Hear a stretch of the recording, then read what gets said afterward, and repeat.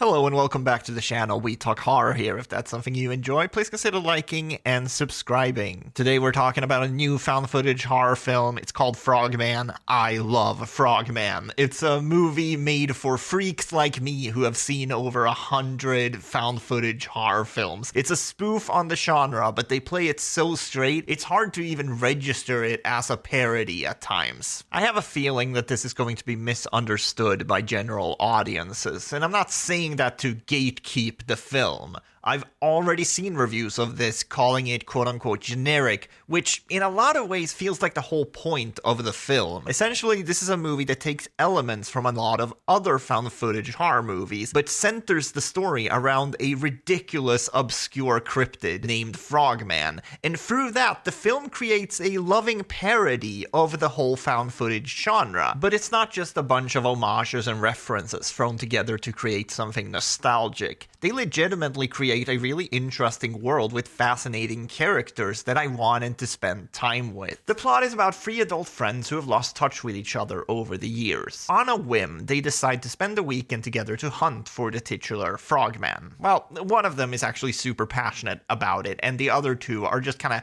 tagging along to spend some time together. They, of course, also bring cameras to make an amateur documentary about the subject. It makes sense why they would do this, since they all studied film together, and one of them is planning to move to LA to be an actor. One of the first scenes is actually taking place at her going away party. The first half of this film really feels like you're just connecting with a bunch of old friends. It's great at first, but once the movie progresses, you also understand why they've drifted apart. They are all in very different places in their lives, but still have a lot of love for each other. There's of course drama between the characters as well, but not nearly as much as I'm used to with these types of films. I mean, this is a found footage film with no needless bickering between the characters, which I thought was super refreshing. There's a lot of bits in this movie that are callbacks to other found footage horror films, and I thought those parts were hilarious. I'm not going to give anything away, of course, but I don't think it's a spoiler to say that there's a lot of inspiration taken from the Blair Witch Project. There's a whole segment where they interview people about the Frogman that's done the same way as the beginning of the Blair Witch Project, and it's one of the funniest things I have seen in a long time. Like, I was legitimately crying laughing,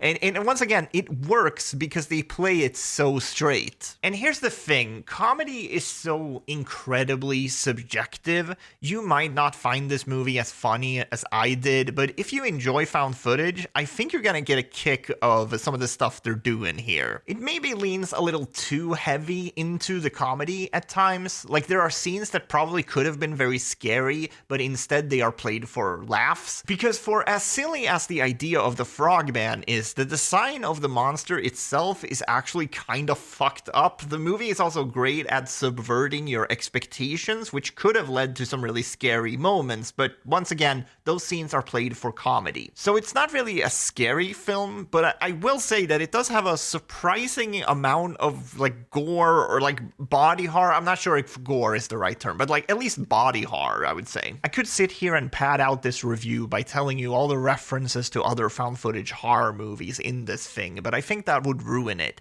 Instead, I want to talk about how clear it is that the filmmakers behind this film really have a great grasp on the genre as a whole, and I think that's super important when you're making a spoof of something, because how are you going to make a spoof of a genre that you don't fully understand, right? Anyways, because the characters are making a documentary, I never questioned why they kept filming.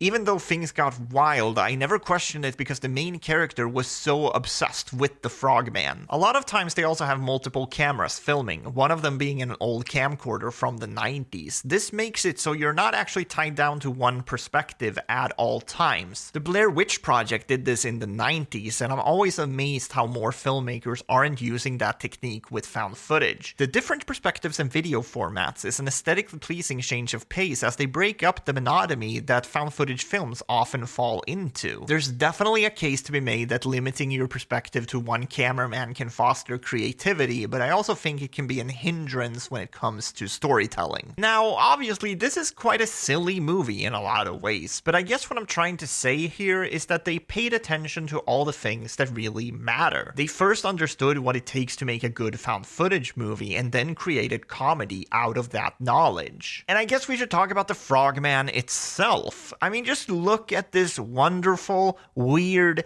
nightmare-inducing big boy. I love him, and I love his weird hypnotic powers. Will this be one of the best horror movies of the year? I don't know. I'm not gonna tell you what to think. I'm not a cop. I also can't see into the future. Depending on how this year goes, I could definitely see this ranking pretty high on my list, but we'll just have to wait and see. For now, all I know is that Frogman has a very special place in my heart. It is a movie that commits so fully to its bit that I can't help but have a strong admiration for it. Thank you guys so much for watching. Please leave a like or subscribe if you enjoyed the video, and I'll talk to you guys next time, okay? Bye!